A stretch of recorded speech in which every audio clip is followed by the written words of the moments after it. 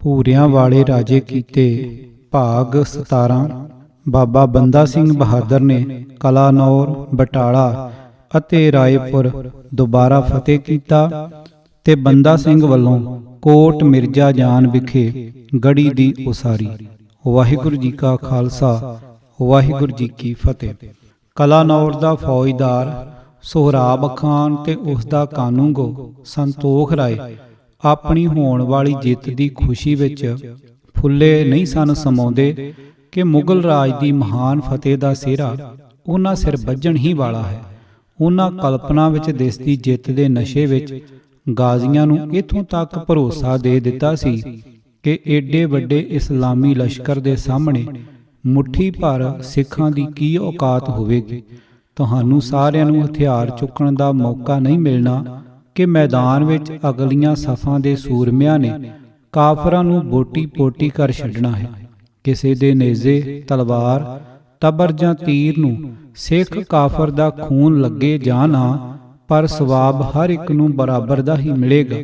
ਸਾਰਾ ਇਕੱਠ ਇੱਕ ਕਿਸਮ ਦੀ ਖੁਸ਼ ਫਹਿਮੀ ਤੇ ਖੁਸ਼ ਗੱਪੀਆਂ ਵਿੱਚ ਮਸਤ ਝੂਮ ਰਿਹਾ ਸੀ।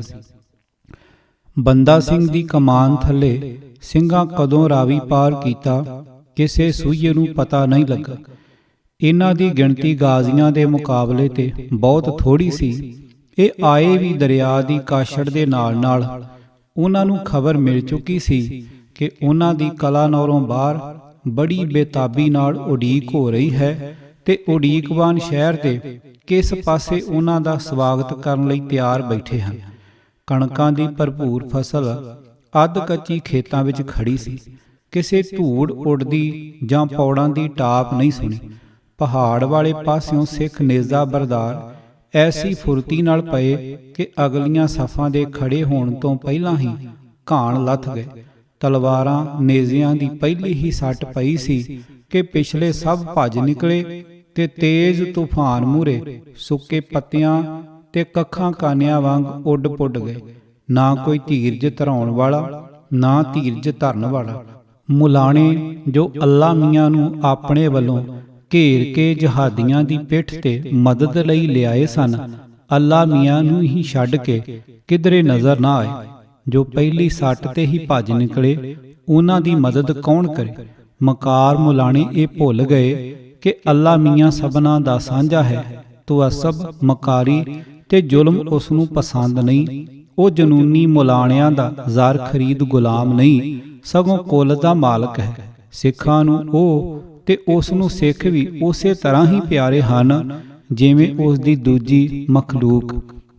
ਸਿੰਘਾਂ ਦੇ ਸਾਹਮਣੇ ਜੋ ਅੜ ਕੇ ਪਹਿਲੀ ਸੱਟ ਨਹੀਂ ਝੱਲ ਸਕਿਆ, ਉਹਨਾਂ ਅੱਗੇ ਲੱਗ ਕੇ ਕੋਈ ਕਿੰਨਾ ਕੁ ਭੱਜ ਸਕਦਾ ਤੇ ਨਿਕਲ ਕਿੱਧਰ ਜਾਵੇਗਾ।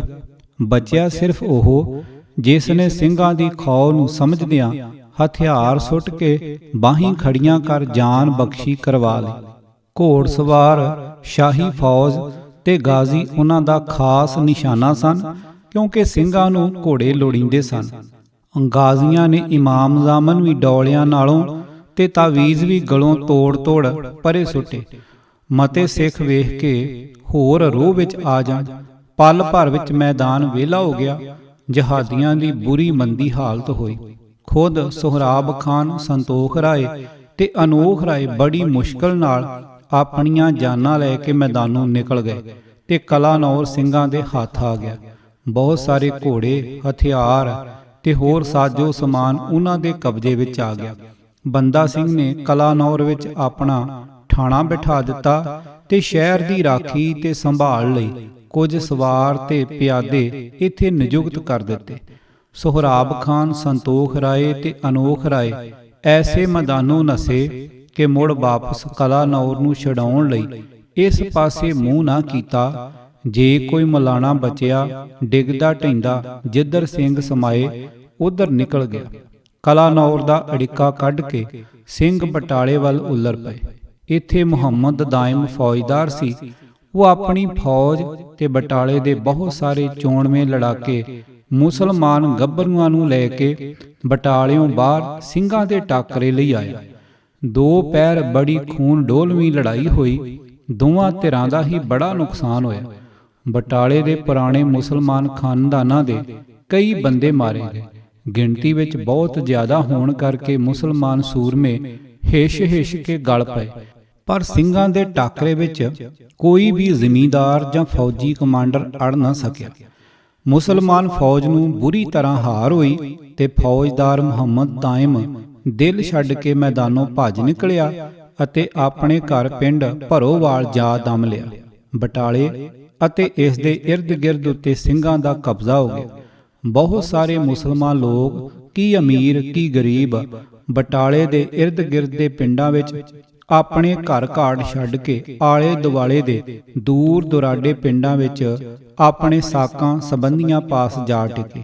ਕਈ ਲਾਹੌਰ ਨੂੰ ਚਲੇ ਗਏ ਅਤੇ ਜਿਨ੍ਹਾਂ ਨੂੰ ਪਾਸ ਕੋਈ ਠਾਰ ਨਹੀਂ ਸੀ ਮਿਲਦੀ, ਉਹ ਜਾਂ ਤਾਂ ਪਠਾਨਕੋਟ ਵੱਲ ਦੀ ਹੋ ਕੇ ਚੰਬੇ ਦੀਆਂ ਪਹਾੜੀਆਂ ਵੱਲ ਚਲੇ ਗਏ ਜਾਂ ਬਿਆਸ ਦਰਿਆ ਟੱਪ ਕੇ ਹੁਸ਼ਿਆਰਪੁਰ ਜ਼ਿਲ੍ਹੇ ਵਿੱਚ ਦਸੂਹੇ ਮੁਕੇਰੀਆਂ ਵੱਲ ਨੂੰ ਮੂੰਹ ਕਰ ਗਏ ਤੇ ਦਿਨ ਕੱਟੀ ਕਰਨ ਲੱਗੇ।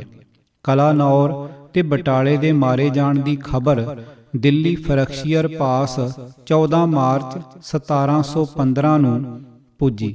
ਇਸ ਵਿੱਚ ਤਹਿਰੀਰ ਹੈ ਕਿ ਬੰਦਾ ਸਿੰਘ ਨੇ ਇੱਕ ਤਗੜੀ ਫੌਜ ਨਾਲ ਕਲਾਨੌਰ, ਬਟਾਲਾ ਤੇ ਰਾਏਪੁਰ ਮਾਰ ਲਏ ਹਨ ਅਤੇ ਕੋਈ ਫੌਜਦਾਰ ਅਤੇ ਥਾਣੇਦਾਰ ਸਿੱਖਾਂ ਨੂੰ ਰੋਕਣ ਲਈ ਨਹੀਂ ਪੁੱਜਾ। ਅਬਦੁਸ ਸਮਾਦਕ ਖਾਨ ਗਵਰਨਰ ਲਾਹੌਰ ਭੱਟੀਆਂ ਦਾ ਫਸਾਦ ਮਟਾਉਣ ਲਈ ਲੱਖੀ ਜੰਗਲ ਵੱਲ ਗਿਆ ਹੋਇਆ ਹੈ।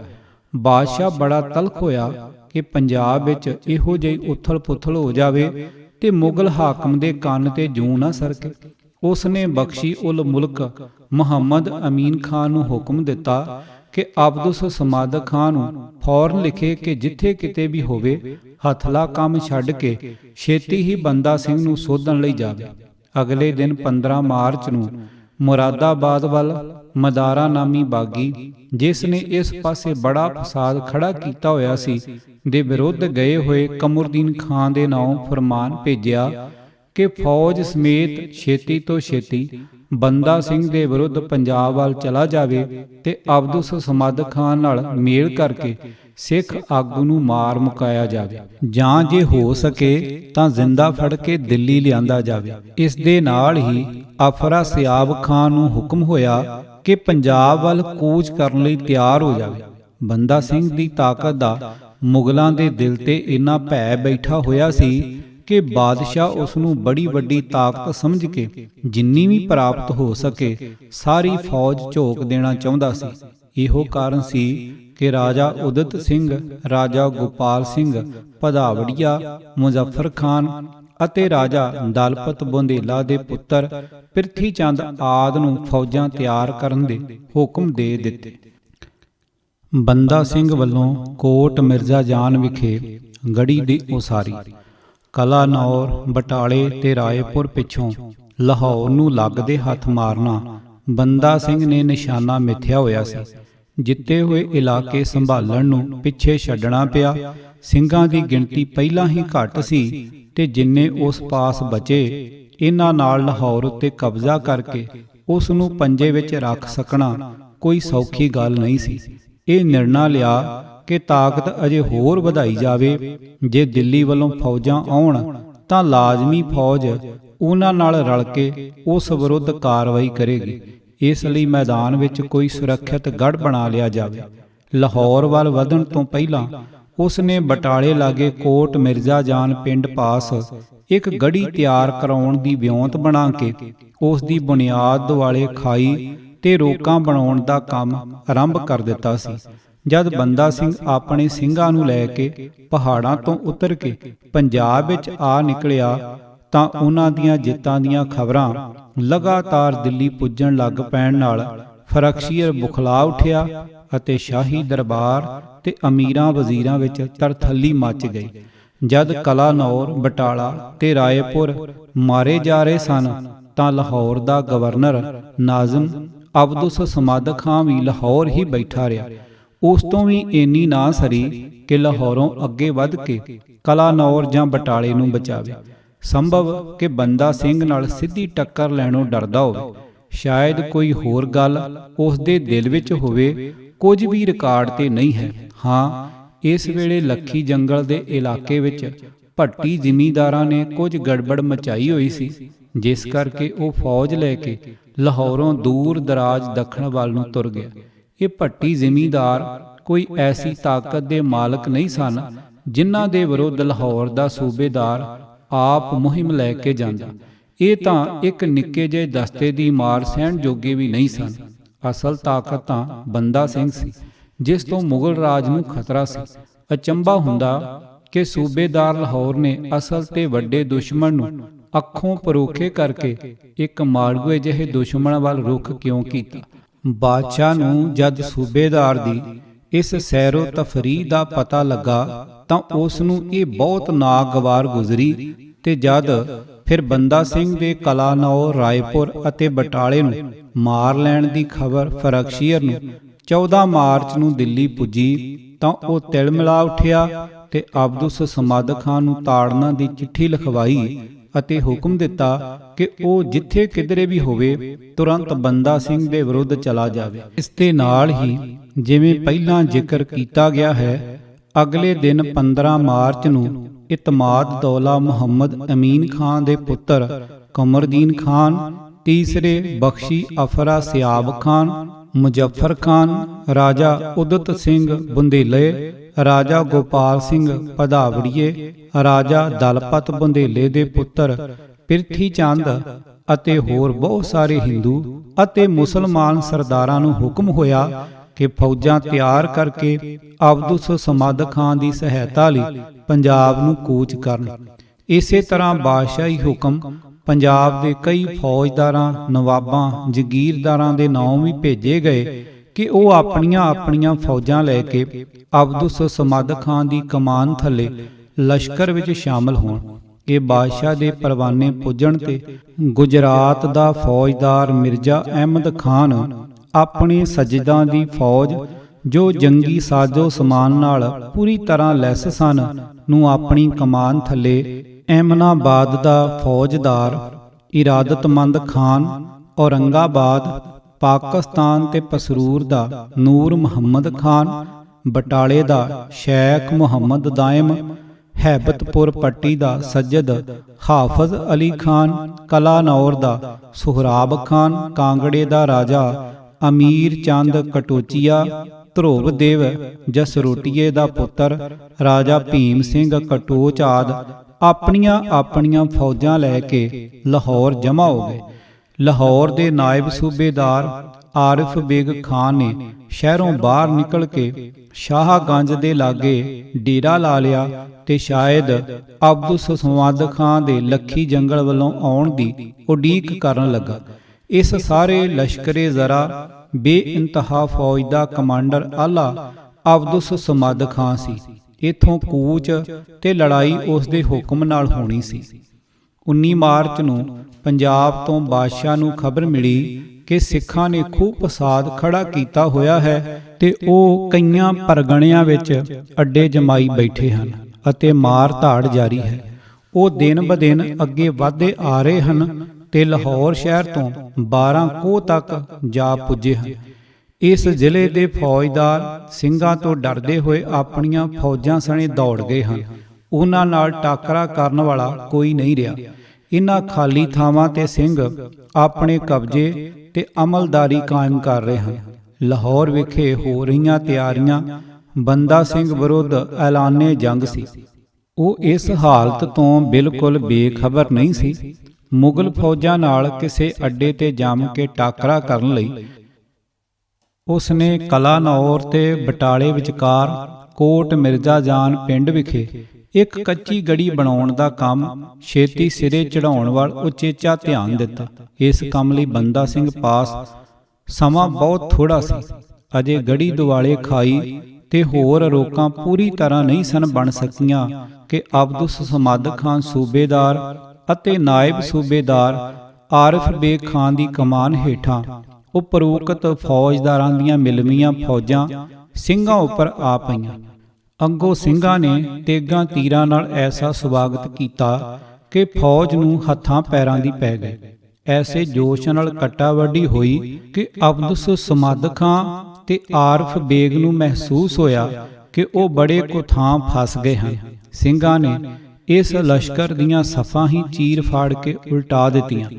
ਗੁਲਾਮ ਹੁਸੈਨ ਖਾਨ ਲਿਖਦਾ ਹੈ ਕਿ ਬੰਦਾ ਸਿੰਘ ਇਸ ਤਰ੍ਹਾਂ ਪੈਂਤੜਾ ਲੈ ਕੇ ਆਪਣੀ ਜਗ੍ਹਾ ਤੇ ਡਟਿਆ ਰਿਹਾ ਕਿ ਸਭ ਲੜਨ ਤੇ ਵੇਖਣ ਵਾਲੇ ਹੈਰਾਨ ਹੋ ਗਏ ਅਤੇ ਇਸ ਲਸ਼ਕਰ ਦੀ ਪਹਿਲੀ ਲੜਾਈ ਵਿੱਚ ਉਹ ਇਤਨੀ ਬਹਾਦਰੀ ਤੇ ਬੇਜ਼ਿਗਰੀ ਨਾਲ ਲੜਿਆ ਕਿ ਬਾਦਸ਼ਾਹੀ ਜਰਨੈਲਾਂ ਨੂੰ ਆਪਣੀ ਹਾਰ ਹੋ ਚੁੱਕਣ ਦਾ ਯਕੀਨ ਹੋ ਗਿਆ ਸੀ ਅਤੇ ਭਾਵੇਂ ਸ਼ਾਹੀ ਲਸ਼ਕਰ ਨੇ ਬੜੇ ਜ਼ੋਰ ਨਾਲ ਉਸ ਦਾ ਪਿੱਛਾ ਕੀਤਾ, ਪਰ ਉਹ ਇਸ ਤਰ੍ਹਾਂ ਠਰਮੇ ਨਾਲ ਆਪਣੇ ਸਾਥੀ ਸਿੰਘ ਮਰਵਾਉਂਦਾ ਅਤੇ ਅੰਤ ਤੱਕ ਆਪਣੇ ਪਿੱਛੇ ਹੋਏ ਵੈਰੀ ਦਾ ਡਾਢਾ ਨੁਕਸਾਨ ਕਰਦਾ ਹੋਇਆ ਆਪਣੇ ਬਚਾਓ ਦੇ ਇੱਕ ਟਿਕਾਣੇ ਤੋਂ ਦੂਸਰੇ ਟਿਕਾਣੇ ਵੱਲ ਇੰਜ ਪਿੱਛੇ ਨੂੰ ਹਟਿਆ ਜਿਵੇਂ ਇੱਕ ਜੰਗਲੀ ਜਾਨਵਰ ਸ਼ਿਕਾਰੀਆਂ ਨੂੰ ਚੀਰਦਾ ਪਾੜਦਾ ਇੱਕ ਝੰਗੀ ਤੋਂ ਦੂਜੀ ਝੰਗੀ ਵੱਲ ਹਟਦਾ ਹੈ।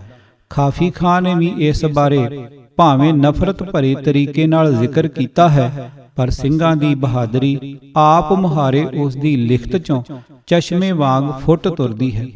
ਉਹ ਆਪਣੀ ਪ੍ਰਸਿੱਧ ਪੁਸਤਕ ਮੁਨਤਖਬੁਲ ਲਬਾਬ ਲਿਖਦਾ ਹੈ, ਕਾਫਰ ਇਤਨੇ ਹਿਸ਼ਕੇ ਤੇ ਵਿਫਰ ਕੇ ਲੜੇ ਕਿ ਉਹਨਾਂ ਇਸਲਾਮੀ ਲਸ਼ਕਰ ਉੱਤੇ ਲਗਭਗ ਕਾਬੂ ਹੀ ਪਾ ਲਿਆ ਸੀ ਅਤੇ ਉਹਨਾਂ ਮੁੜ ਕੇ ਬੇਮਿਸਾਲ ਬਹਾਦਰੀ ਤੇ ਬਹੁਤ ਜ਼ੋਰ ਦਿਖਾਇਆ। ਬੰਦਾ ਸਿੰਘ ਪਾਸ ਇਸਲਾਮੀ ਲਸ਼ਕਰ ਨਾਲੋਂ ਕਈ ਗੁਣਾ ਨਫਰੀ ਘੱਟ ਸੀ, ਹਥਿਆਰ ਤੇ ਘੋੜੇ ਵੀ ਘੱਟ। ਵੱਡੀ ਮਾਰ ਉਹਨਾਂ ਨੂੰ ਤੋਪਖਾਨੇ ਦੀ ਪੈ ਰਹੀ ਸੀ ਤੇ ਉਹਨਾਂ ਪਾਸ ਸਿਰ ਲਕੋ ਸਕਣ ਨੂੰ ਕੋਈ ਵੀ ਥਾਂ ਨਹੀਂ ਸੀ। ਇਸ ਲਈ ਅੱਤ ਮਜਬੂਰੀ ਦੀ ਹਾਲਤ ਵਿੱਚ ਉਹਨਾਂ ਨੂੰ ਆਪਣੀਆਂ ਥਾਵਾਂ ਛੱਡ ਕੇ ਗੁਰਦਾਸਪੁਰ ਵੱਲ ਨੂੰ ਹਟਣਾ ਪੈ ਗਿਆ। ਯਾਦ ਰਹੇ ਕਿ ਇਬਾਰਤਨਾਮਾ ਦਾ ਕਰਤਾ ਮੁਹੰਮਦ ਕਾਸਿਮ ਇਸ ਮੁਹਿੰਮ ਵਿੱਚ ਆਪ ਸ਼ਾਮਲ ਸੀ। ਉਹ ਆਈਨੀ ਗਵਾਹ ਹੈ। ਉਹ ਖੁਦ ਸਿੰਘਾਂ ਵਿਰੁੱਧ ਲੜਿਆ ਤੇ ਉਹਨਾਂ ਦੀ ਬਹਾਦਰੀ ਦੇ ਜੌਹਰ ਤੇ ਜਲਵੇ ਉਸ ਅੱਖੀਂ ਵੇਖੇ।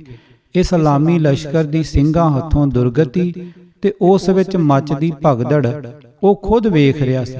ਏਡੀ ਗਿਣਤੀ ਦੇ ਹੁੰਦਿਆਂ ਵੀ ਉਹ ਸਿੰਘਾਂ ਪਾਸੋਂ ਬਚ ਕੇ ਲੜਦੇ ਤੇ ਉਹਨਾਂ ਵਿੱਚ ਕਦੀ ਵੀ ਇਹੋ ਜਿਹਾ ਹੌਸਲਾ ਜਾਂ ਜੁਰਤ ਨਹੀਂ ਸੀ ਪੈਂਦੀ ਕਿ ਆਪਣੇ ਨਾਲੋਂ ਕਈ ਗੁਣਾ ਥੋੜੀ ਗਿਣਤੀ ਦੇ ਵੈਰੀ ਨੂੰ ਮਾਰ ਮੁਕਾਉਂਦੇ। ਮੁਹੰਮਦ ਕਾਸਿਮ ਦੀ ਲਿਖਤ ਦੂਜਿਆਂ ਨਾਲੋਂ ਤਵੱਸਬ ਤੇ ਝੂਠ ਕਥਨੀ ਦਾ ਘੱਟ ਸ਼ਿਕਾਰ ਹੈ।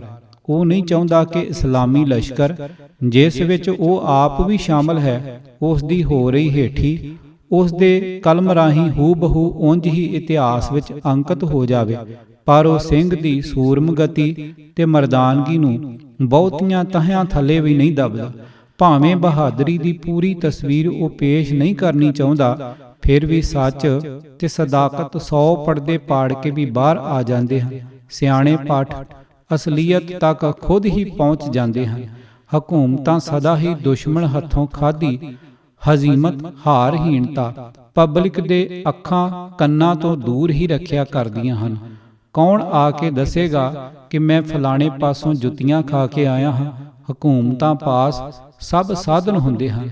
ਉਹ ਆਪਣੀ ਵੱਡੀ ਤੋਂ ਵੱਡੀ ਹਾਰ ਨੂੰ ਜਿੱਤ ਵਿੱਚ ਪੇਸ਼ ਕਰਦੀਆਂ ਹਨ ਤੇ ਵਿਰੋਧੀਆਂ ਦੇ ਬੇਨਜ਼ੀਰ ਕਾਰਨਾਮਿਆਂ ਨੂੰ ਜੋ ਦਲੇਰੀ ਤੇ ਜੁਰਤ ਦੀ ਸਿਖਰ ਹੁੰਦੇ ਹਨ, ਦੋ ਸ਼ਬਦਾਂ ਵਿੱਚ ਸਿਫਰ ਕਰਕੇ ਲੋਕਾਂ ਦੀਆਂ ਅੱਖਾਂ ਵਿੱਚ ਧੂੜ ਝੋਂਕ ਦਿੰਦੀਆਂ ਹਨ।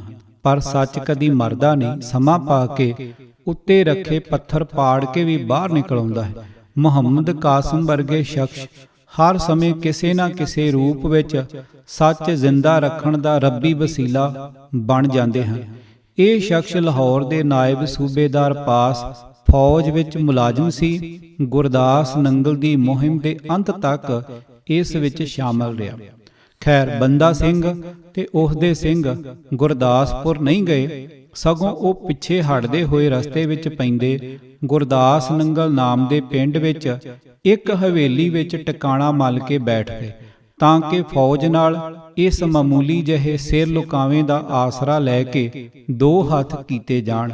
ਇਹ ਪਿੰਡ ਹੁਣ ਮੌਜੂਦ ਨਹੀਂ। ਇਸ ਦੀ ਥਾਂ ਇੱਕ ਉੱਚੀ ਥੇਹ ਹੈ ਤੇ ਇਸ ਪੁਰਾਣੇ ਪਿੰਡ ਨੂੰ ਬੰਦੇ ਵਾਲੀ ਥੇਹ ਕਹਿੰਦੇ ਹਨ।